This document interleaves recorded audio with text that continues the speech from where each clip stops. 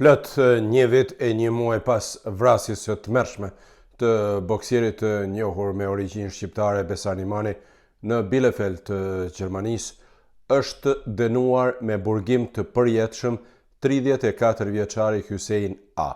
I dënuari është shpallur fajtor për vrasjen e boksierit Besar Nimani me 9 mars 2024 në vendin e tij të punës në pjesën e vjetër të qytetit Bielefeld. Ai e ka vrarë Besarin së bashku me një të akuzuar tjetër me 16 plumba.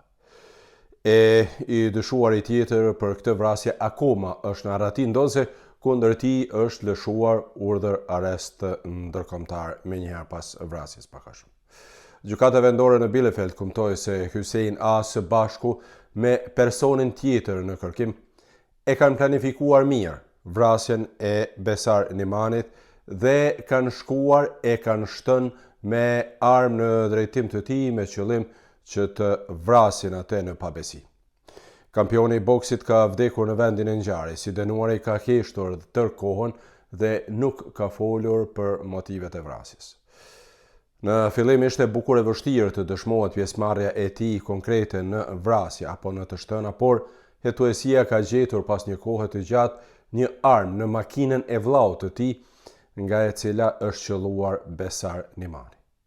Gjetja e armës ka ndihmuar edhe në zbardhjen e detajeve të tjera dhe në pjesëmarrjen direkte të dënuarit në vrasje, por fajësinë e tij e kanë dëshmuar edhe disa dëshmitarë. Ndonse i dënuari ka heshtur, pra gjykata konstatoi se dëshmitë janë të mjaftueshme për të dënuar të akuzuarin me burgim të përjetshëm. Dënimi i përjetshëm në Gjermani, pra me burg të përjetshëm, do të thotë se ai nuk mund të lirohet para 15 vitesh, por kjo nuk do të thotë se ai do të lirohet pas 15 vitesh, sepse kjo varet nga shumë faktorë të tjerë. I dënuari tani ka të drejtë ankese në gjykatat më të larta të Gjermanisë. Ndërkohë, policia është në kërkim të dyshuarit tjetër për pjesëmarrje në këtë vrasje makabër që ka tronditur opinionin jo vetëm në Bielefeld, por edhe më gjerë.